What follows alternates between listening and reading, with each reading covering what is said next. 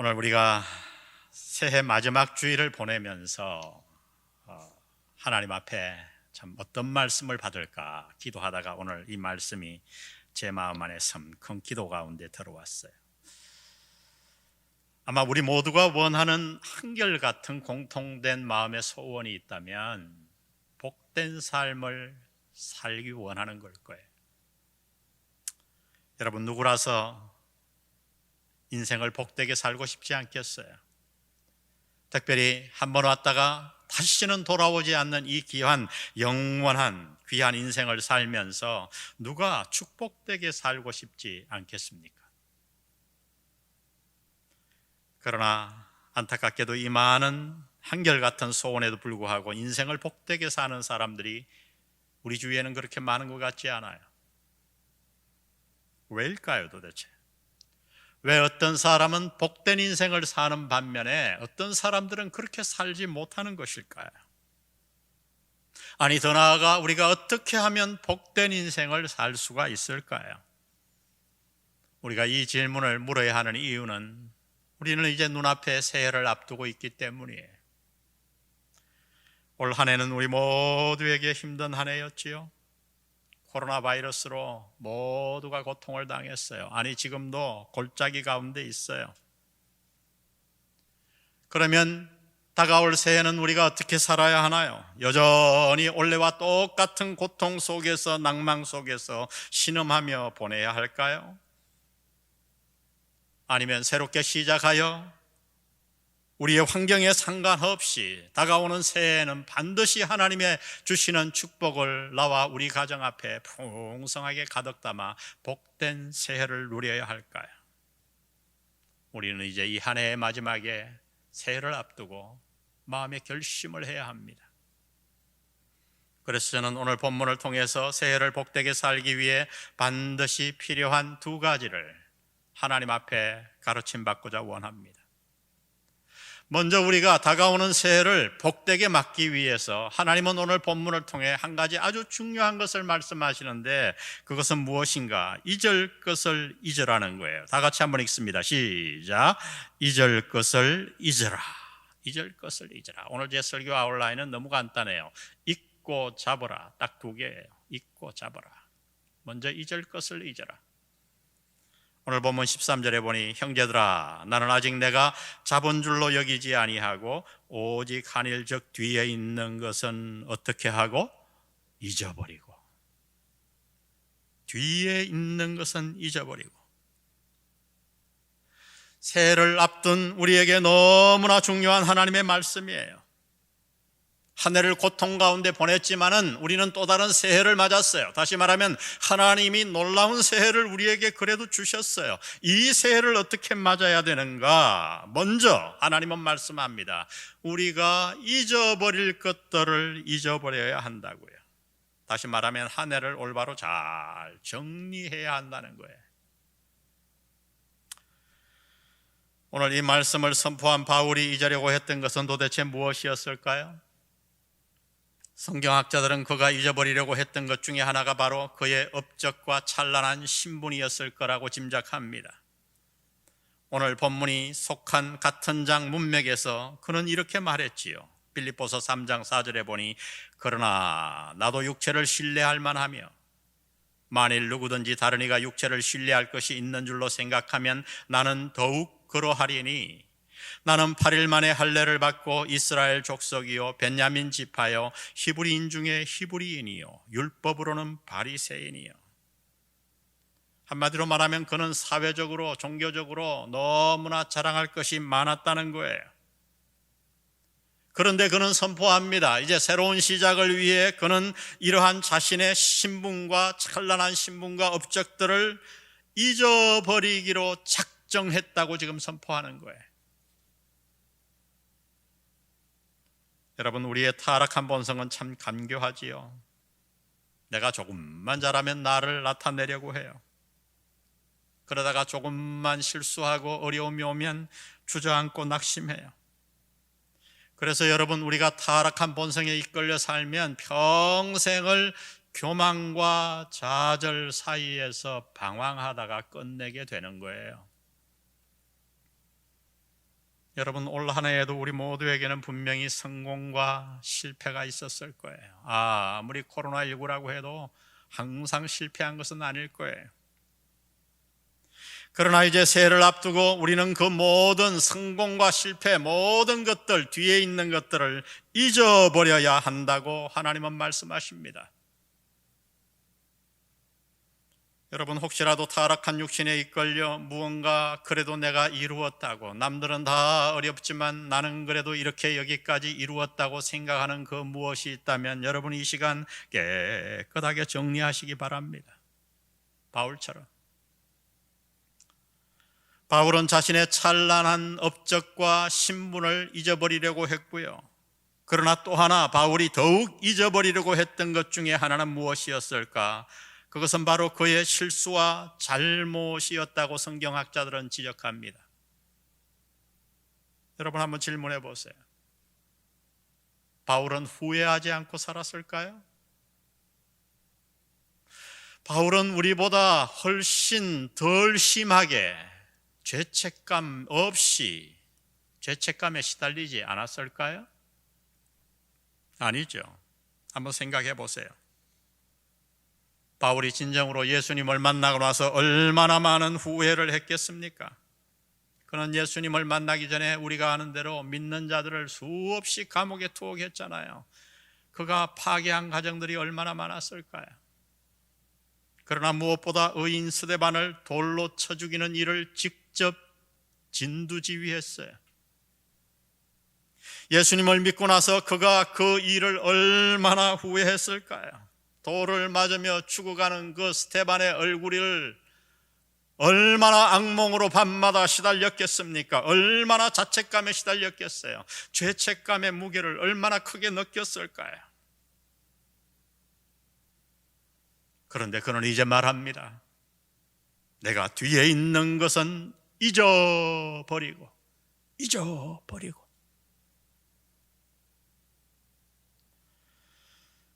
올 한 해 실패했습니까?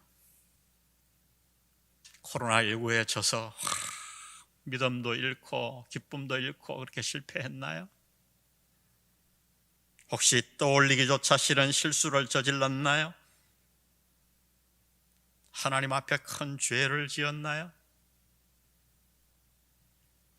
오늘 하나님의 명령을, 말씀을 마음에 받으십시오. 그 모든 올 한 해의 뒤에 있는 것들을 잊어버리시기 바랍니다. 왜냐하면 바로 당신이 우리가 지은 그 잘못과 허물 때문에 예수님이 십자가에서 피를 흘리셨어요. 이사야 53장 5절에서 장차 오실 메시아를 이렇게 말씀합니다. 그가 찔림은 우리의 허물 때문이요, 그가 상함은 우리의 죄악 때문이라. 그가 징계를 받음으로 우리는 평화를 누리고 그가 채찍에 맞음으로 우리는 나음을 받았도다. 우리의 잘못과 죄를 사하시기 위해 하나님의 아들 성자 하나님 예수 그리스도께서 피 흘리셨어요. 그분이 십자가에서 상하신 단 하나의 이유는 바로 당신의 죄와 허물을 사하기 위함이었어요. 실수와 잘못과 죄로 말미암아 낙심해 있는 자들에게 히브리 기자는 이렇게 외칩니다. 히브리서 9장 13절에 보니 염소와 황소의 피와 및 암송아지의 죄를 부정한 자에게 뿌려 그 육체를 정결하게 하여 거룩하게 하거든. 하물며 영원하신 성령으로 말미암아 흠없는 자기를 하나님께 드린 그리스도의 피가 어찌 너희 양심을 죽은 행실에서 깨끗하게 하고 살아계신 하나님을 섬기게 하지 못하겠느냐? 여러분, 우리가 무엇을 잘해서 하나님이 우리 죄를 사하시는 게 아니에요. 우리가 아직 죄인 되었을 때에, 죄가 무엇이든지 모르고 있을 그때에 그리스도께서 우리를 위해 십자가 위에서 이미 대속의 피를 흘리신 줄 믿습니다. 여러분, 그리스도의 피는 어떤 잘못과 죄도 사합니다. 그분의 피는 우리를 깨끗게 합니다. 예수 그리스도를 믿고 나서도 우리는 여전히 죄를 범하죠. 그래서 올 한 해에 얼룩져 있을 거예요. 그러나 하나님은 친히 그분의 피의 공로로 올 한 해 예수 믿고 난 이후에 지은 잘못들도 깨끗이 씻을 수 있는 방법을 우리에게 이미 말씀해 주셨어요. 우리 요한일서 1장 9절을 다 같이 한번 읽습니다. 시작. 만일 우리가 우리 죄를 자백하면 그는 미쁘시고 의로우사 우리 죄를 사하시며 우리를 모든 불의에서 깨끗하게 하실 것이요. 여러분, 의로우신 그분을 믿으십시오. 그분은 믿을 만한 미쁘신 분이에요. 그분이 친히 말씀하십니다. 만일 너희가 너희 죄를 자백하기만 하면 내가 친히 너희의 모든 죄를 사하마 너희를 깨끗하게 의롭게 해주마. 이 말씀을 믿으시기 바랍니다. 조건은 오직 하나예요. 자백하면. 예수 믿고 난 이후에 모든 죄들은 어떻게 사함받는가? 자백하기만 하면 돼요. 흔히 쉽게 얘기하는 말로 회개예요. 회개에는 두 가지가 있죠. 처음 예수 믿을 때 하는 회개, 그것은 회심의 회개라고 그래요. 이것은 무엇에 대한 회개인가? 예수님에 대한 회개예요. 마음을 바꾸는 거예요. 그분이 4대 성인의 한 분인 줄 알았는데 알고 보니 아니에요. 그분은 하나님의 아들이었고 그분이 정치적으로 운이 없어 돌아가신 줄 알았는데 아니었어요. 내가 죄인이고 내 죄를 대신해서 그분이 죽은 그것을 깨닫고 믿고 거기에서 회개, 마음을 바꿀 때에, 그리스도에 대해 마음을 바꿀 때에 우리는 구원받죠. 이 회심의 회개는 평생에 단 한 번 합니다. 그러나 또 하나의 회개가 있어요. 자백의 회개. 예수님을 마음에 영접하고 나서 수없이 짓는 올 한 해에 지었던 그 죄들은 어떻게 하는가? 자백하면 돼요. 회개하면 돼요. 저는 이 자백의 회개를 설명할 때 제가 새가족 비디오 때 늘 설명하지만 이 복돌이 예화보다 좋은 게 없다고 생각해요. 이 복돌이라는 아이가 있었어요. 아주 부자 아버지와 둘이 살고 있었죠. 어느 날 아버지가 멀리 출장을 떠났어요. 며칠간 집을 떠나는데 복돌이가 와서 아버지가 장롱 위에 올려놓은 꿀단지에 꿀을 먹기 위해 살짝 그걸 꺼내고 한 숟갈을 먹고 올려놓는 그 순간 그 옆에 있던 아버지가 정말 목숨같이 아끼는 고려청자를 탁 건드렸는데 팍 하고 깨졌어요. 너무너무 당황했죠. 그때 식모가 소리를 듣고 들어옵니다. 그러더니 싹 치우는 거예요. 그리고 제안을 하는 거예요. 복돌아, 이 얘기하면 큰일 난다. 난 못 봤어. 내 눈 감아줄게. 쉬, 우리 절대 얘기하지 말자. 복돌이는 그 식모의 제안에 따라가고 말았지요. 아버지가 와서 고려청자 때문에 길길이 뛰고 난리를 냈지만 복돌이는 모릅니다. 모르쉐로 평안하게 그냥 무마가 됐어요. 근데 하루는 이 식모가 복돌아, 아니 저게 미쳤나, 맨날 도련님 하고 부르더니 콩나물 사와라. 아니 그건 네가 사와야지. 고려청자 사왔겠어요, 안 사왔겠어요? 꼼짝없이 사왔어요. 그 다음날 복돌아 화장실 청소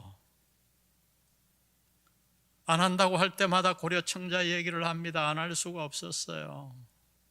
나중에는 집안 청소, 빨래, 설거지까지 주인의 아들이 종의 노예가 되어 비참한 인생을 살게 되었지요. 어느 날 복돌이가 내가 이렇게 살아서는 안 되겠다. 너무 괴로워. 마음도 아프고 아버지를 볼 때마다 아버지와 사이가 멀어지는 것 같고 삶은 너무 힘들고 식모의 종이 되어 사니까 그래서 어느 날 용기를 내어 아버지 방문을 하고 들어가 무릎을 꿇고 얘기를 다 드렸어요. 자백, 있는 그대로 눈물을 흘리며 자백. 이게 자백이에요. 호몰로게요. 하나님이 보신 그대로 말하다. 그랬더니 하나님이 그 복돌이 아버지가 놀라운 얘기를 하는 거예요. 뭐냐면 복돌아, 그러더니 고맙다 이렇게 찾아와줘서 나는 네가 고려청자 깬 거 다 알고 있었어. 다만 네가 와서 솔직하게 자백하기를 기다리고 있었단다. 부둥켜 안고 어떻게 됐을까요? 아버지와 관계가 더 가까워졌어요. 아버지의 사랑이 느껴졌어요. 인자하심이 느껴졌어요. 그걸 모르는 식모가 그 다음날 복돌아 파두단 사와라. 사왔을까요? 안 사왔을까요? 안 사오지요. 우리가 죄를 자백하지 않으면 사탄의 죄의 노예가 되어 사는 거예요. 아버지와 관계가 멀어지는 거예요. 하나님이 말씀합니다. 뭐 거룩한 노력을 하라 그게 아니에요. 만일 너희가 너희 죄를 자백하면 하나님은 미쁘시고 의로우시기 때문에 우리의 모든 죄를 사하시고 너희를 깨끗하게 씻어주신다고. 여러분 믿습니까?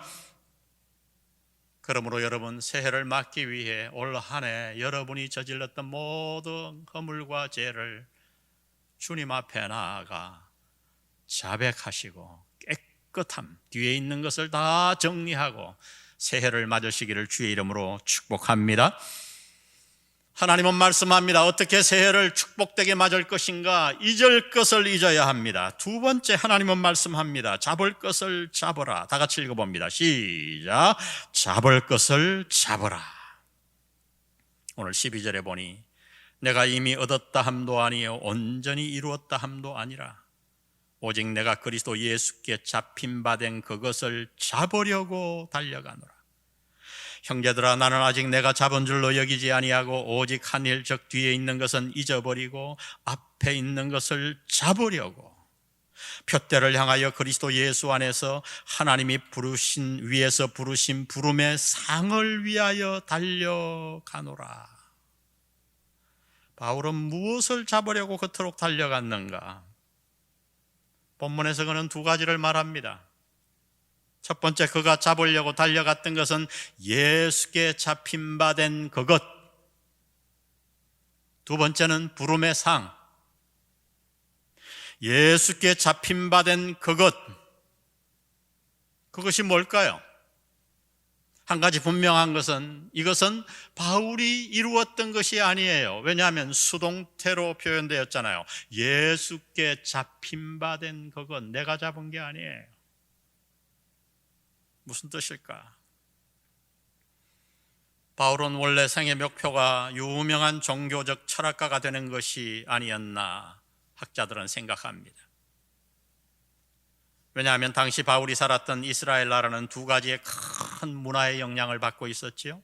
첫 번째는 헬라 철학이었어요. 우리가 잘 아는 소크라테스, 플라톤, 아리스토텔레스. 바울은 로마 시민권을 가졌고 대단한 학문을 닦았기에 아마 헬라 철학에 능통했던 것 같아요. 그러나 동시에 바울은 종교적이었죠. 그는 율법을 철저히 지키는 바리새파 중에 한 사람이었어요. 그래서 그는 스데반을 죽이는 일에 앞장섰고 믿는 자들을 잡아 감옥에 가뒀습니다. 그날도 믿는 자들을 잡아 감옥에 가두기 위해 다메섹으로 향하고 있었어요. 때는 정오, 해가 환하게 뜨는 정오. 그런데 갑자기 그 정오의 해와 비교할 수도 없는 강한 빛이 하늘에서 비쳐와서 바울은 그 시의 시력을 잃고 말에서 떨어집니다. 그런데 음성이 들려왔어요. 사울아, 사울아, 네가 어찌하여 나를 핍박하느냐? 바울은 믿는 자들을 핍박했는데 예수님은 자기를 핍박한다고. 거기서 여러분 서신서를 보면 교회가 그리스도의 몸이라고 하는 사도 바울의 신학이 나온 거지요. 깨달음이 나온 거지요. 너무 놀라서 누구십니까? 뉘시오니까. 주님이 말씀합니다. 나는 내가 핍박하는 예수라. 바울은 그 순간 돌이켰어요.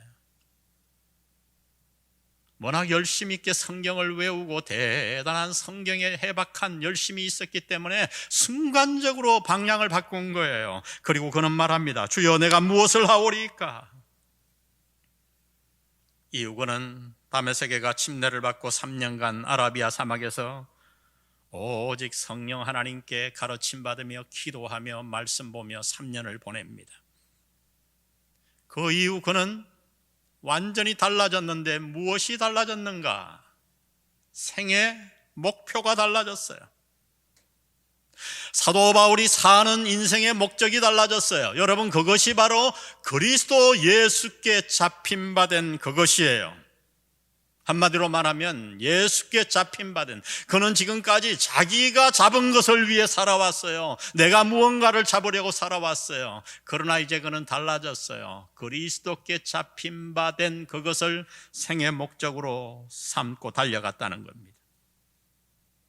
여러분, 그런데 이것이 바로 성경을 보면 그리스도인이 된다는 의미예요. 참 구원받은 것의 의미예요. 만일 우리가 예수께 잡힌 바 된 사람이라면 더 이상 우리는 이 땅이나 이 땅에 있는 의식주를 위해서만 살아갈 수 없다는 거예요. 여러분, 우리 그리스도인에게 삶의 목적이 왜 중요한가요? 그 이유는 그 목적이 그 사람의 신앙과 가치관을 보여주기 때문이지요. 삶의 목적이 무엇인가를 보면 그 사람의 신앙을 알 수 있는 거예요. 다시 말하면 그 사람이 무엇을 위해 자기의 물질과 시간과 정력과 에너지를 투자하는가를 보면 그 사람의 신앙의 핵심을 파악할 수 있는 거예요. 예수님은 마태복음 6장에서 이 땅에 사는 사람을 두 종류로 딱 분류해 주셨어요.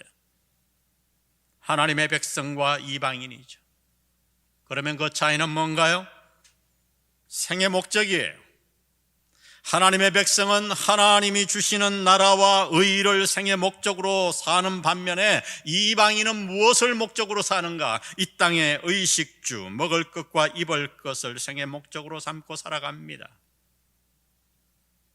내가 예수를 믿고 십자가의 공로로 구원받았다는 것은 무엇을 뜻하는가? 바울은 그 뜻을 이렇게 요약해 줬어요. 고린도후서 5장 15절 다 같이 읽으십시다. 시작. 그가 모든 사람을 대신하여 죽으심은 살아있는 자들로 하여금 다시는 그들 자신을 위하여 살지 않고 오직 그들을 대신하여 죽었다가 다시 사신 이를 위하여 살게 하려 함이라. 무슨 말일까요? 예수를 믿는다는 것은 수단을 예수님께로 바꾸는 것이 아닙니다. 목적을 예수님께로 바꾸는 거예요. 이것이 믿는 것의 의미예요. 오늘 많은 교인들의 위험이 여기에 있어요. 많은 사람들이 교회에 나오며 열심히 믿는 것 같지만 안을 들여다보면 수단만 바꿔요. 생의 목표는 무엇인가? 여전히 의식주예요. 이 땅의 것들이에요. 내 인생의 주인은 여전히 나예요. 나의 목표는 내 사업, 내 복, 내 자녀, 내 성공이에요. 무엇이 바뀌었는가? 그러면 수단만 바뀌었을 뿐이에요. 과거에는 이 모든 내 생의 목표를 내 힘으로만 달성하려고 했는데 예수 믿은 후에는 이제 그것을 하나님의 힘으로 달성하려고 하는 거죠. 교묘합니다. 그러나 여러분, 이것은 전혀 신앙이 아니에요. 참 신앙이란 무엇인가? 생의 목적이 바뀌는 거예요. 목적이 예수님께 잡힌 바 된 그것이 되어야 합니다.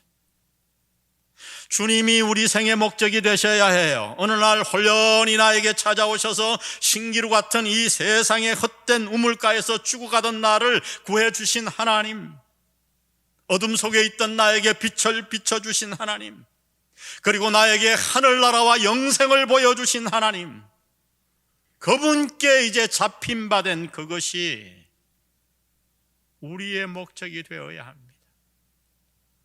새해 여러분의 목적이 바뀌기를 주의 이름으로 축복합니다. 잊어버릴 것을 잊어버리고 잡을 것을 잡아야 돼요. 뭘 잡아야 되는가? 예수께 잡힌 바 된 그것, 생의 목표, 올바른 목표. 두 번째 바울이 말하는 잡을 것은 무엇인가? 부름의 상입니다. 다 같이 부름의 상. 우리 모두 알잖아요. 이 땅은 잠시요 영원한 세계가 우리를 기다린다는 사실을 다 알아요. 참생의 의미는 여기에서 어떤 의식주를 누리고 살았는가가 아니라 영원한 세계에서 어떤 영혼을 보낼 것인가가 중요하다는 것을 우리는 압니다. 성경은 분명히 말씀합니다. 천국과 지옥은 실존하는 곳이라고. 예수님이 말씀하신 강조들을 살펴보세요. 우리가 사는 지구가 분명히 존재하듯이, 우리가 사는 이 부산이 실체이듯이 천국과 지옥은 그렇게 실존하는 곳이에요. 성경은 훗날 천국에서 이 땅의 삶에 따라 우리에게 상급이 주어질 거라고 선포하십니다. 그래서 예수님은 이렇게 말씀하셨어요. 마태복음 6장 19절에 보니 너희를 위하여 보물을 땅에 쌓아두지 말라. 거기는 좀과 동록이 해하며 도둑이 구멍을 뚫고 도둑질하느니라. 오직 너희를 위하여, 여기 오직은 그러나로 번역해도 돼요. 그러나 너희를 위하여 보물을 하늘에 쌓아두라. 거기는 좀이나 동록이 해하지 못하며 도둑이 구멍을 뚫지도 못하고 도둑질도 못하느니라. 여러분이 가진 물질을 올바로 써야 하는 이유가 바로 여기에 있어요. 천국에 쌓아두라. 갈라디아서 6장 7절은 이렇게 말합니다. 스스로 속이지 말라. 하나님은 업신여김을 받지 아니하시나니 사람이 무엇으로 심든지 그대로 거두리라. 자기의 육체를 위하여 심는 자는 육체로부터 썩어진 것을 거두고 성령을 위하여 심는 자는 성령으로부터 영생을 거두리라. 어떻게 더 명확하게 설명할까요?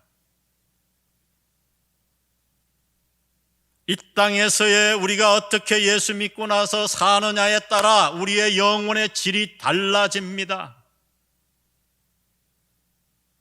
이것이 바로 바울이 달려갔던 거예요. 바울은 무엇을 위해 그토록 잡으려고 달려갔는가? 위에서 부르신 부름의 상, 그가 예수님께 잡힌 바 된 그것, 사명, 그리고 상급, 그것을 위해 그는 달려갔어요. 구약에도 바울과 같은 사람이 등장하죠. 우리가 잘 아는 모세예요. 히브리 기자는 모세의 인생을 간단하게 이렇게 요약해 줬어요. 히브리서 11장 24절에 보니 믿음으로 모세는 장성하여 바로의 공주의 아들이라 칭함을 거절하고. 쉽게 읽지 마세요. 요즘 대통령은 좋은 거 없잖아요. 앞에 두 대통령이 다 감옥에 들어가 있고 앞으로도 어떻게 될지 또 모르겠어요. 5년 하고는 그 다음 괴롭잖아요. 바로의 공주의 아들, 이 자리는 평생 죽을 때까지 왕노릇하는 자리잖아요. 근데 그걸 거절하고 25절 도리어 하나님의 백성과 함께 고난받기를 잠시 죄악의 낙을 누리는 것보다 더 좋아하고 모든 쾌락을 다 할 수 있었는데 거절했어요. 26절에 보니 그리스도를 위하여 받는 수모를 애굽의 모든 보화보다 더 큰 재물로 여겼으니. 이 세상에 돈을 다 가질 수 있잖아요. 왜 그렇게 했는가? 그 다음 이는 무엇을 바라봄이라? 무엇을? 상주심을 바라봄이라. 여러분, 이 땅은 잠깐이요 영원의 세계가 있는 것을 믿습니까? 정말 믿습니까? 그 상을 바라보며 사시기를 바랍니다. 복된 살기 원하시나요? 여러분, 그렇다면 올해가 가기 전에 잊어버릴 것 다 하나님 앞에 해결하세요. 지우개로 깨끗하게 자백하면 돼요. 그리고 잡아야 할 것을 잡으세요. 예수님이 당신을 붙잡으신 그 잡힌 바 된 그것, 사명, 그것을 잡고요. 하나님이 주실 상급을 위해 달려갔어요. 여러분, 그러면 코로나19가 별거 아니에요. 뭐 아닌 말로 좀 걸리면 어때요? 일찍 가면 되잖아요. 영원히 살 건데 전 정말 이사라고 생각해요. 이사 가잖아요. 뭐 그렇게 아동바동 난리를 치고 목표가 잘못돼 그래요. 목표가. 우리 새해를 앞두고 복된 2021년을 맞기 위해 오늘 하나님의 말씀에 귀 기울인 우리가 되기를 주의 이름으로 축복합니다. 우리 오늘 말씀 생각하면서 우리 선조들이 참 많이 불렀는데 요즘은 복음성가 부르라고 많이 안 부르는 것 같아요. 참 저는 이 찬송을 좋아합니다. 잠시 세상에 내가 살면서 항상 찬송 부르다가 날이 저물어 오라 하시면 영광 중에 나아가리. 아주 시적인 표현이잖아요. 날이 저물어. 그래, 우리 인생은 하루예요. 곧 우리의 날이 저물어 영광 중에 나아가리. 주님이 부르시면. 그 다음 후렴에 보면 열린 천국문 내가 들어가 세상 짐을 내려놓고 빛난 면류관 받아 쓰고서 주와 함께 길이 살리. 우리 이 소망의 찬양 주님 앞에 드리고 오늘 예배 마칩니다.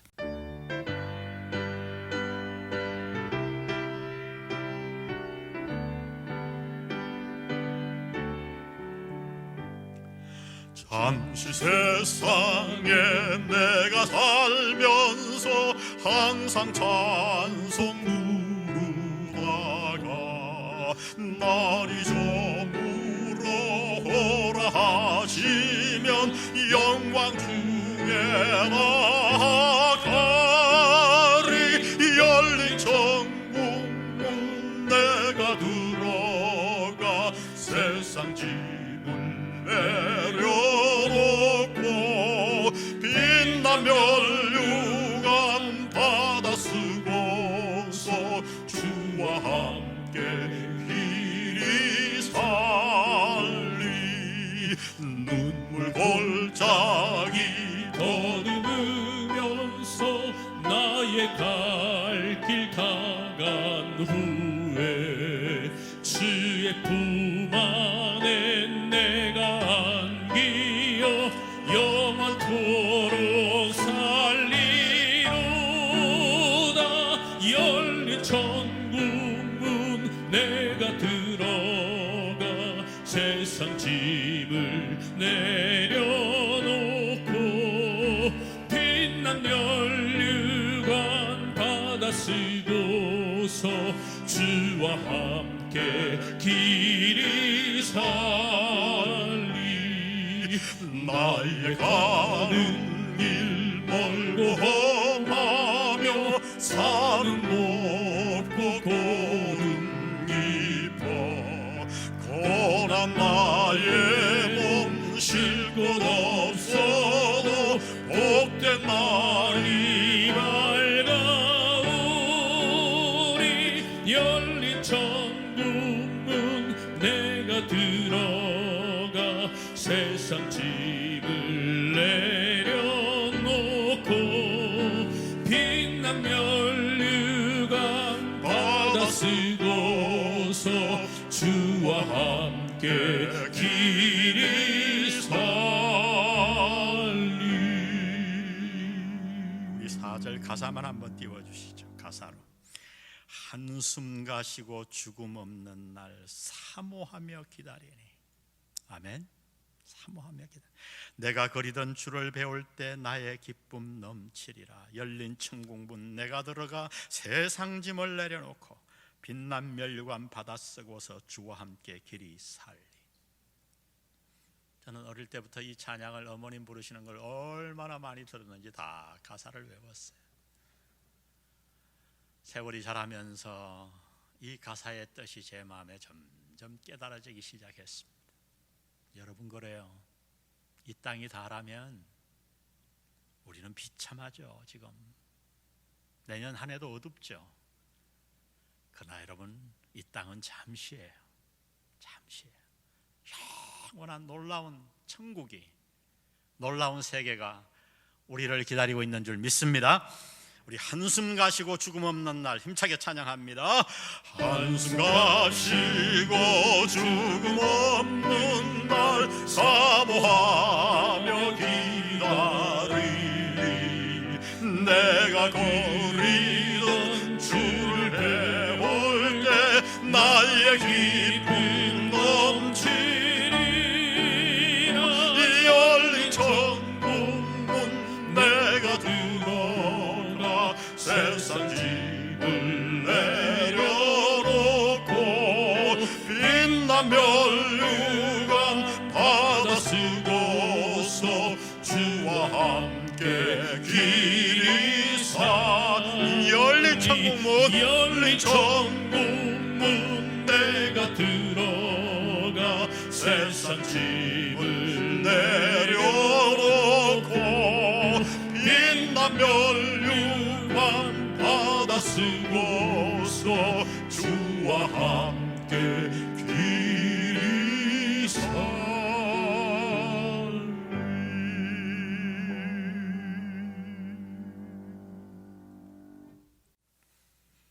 하나님 아버지, 각 가정에서 예배드리는 당신의 성도들을 이 시간 굽어 살펴 주옵소서. 나도 모르게 코로나19에 너무 눌려 어둡게 올 한 해를 살아왔음을 고백합니다. 오늘 하나님께서 어떻게 복된 새해를 맞을까를 친히 가르쳐 주셨사오니 주님, 며칠 남은 동안 우리의 삶을 복 주셔서 하나님 앞에 잊어버릴 것들 다 잊어버리게 도와 주옵소서. 자백하여 하나님 앞에 의로운 신분으로 깨끗하게 새해를 맞게 도와주시고, 혹시라도 내가 세상에 속아 잘못된 것을 잡으려고 달려갔다면 이 시간 멈춰서게 하시고, 새해에는 다시 내 인생을 조율하여 바울이 잡으려고 달려갔던 그것, 예수님이 나를 사로잡았던 그것, 그리고 저 천국의 부름의 상급을 위하여 하루하루 기쁨 가운데 살아가는 우리 모두 되게 축복하여 주옵소서. 성부, 성자, 성령의 은혜가 새해를 앞에 두고 하나님이 원하시는 새해 다시 벌떡 일어나 놀라운 복된 새해를 살기로 작정하는 영한 성도들 머리 위에 지금부터 영원히 함께 하시기를 예수님의 이름으로 간절히 축원합니다.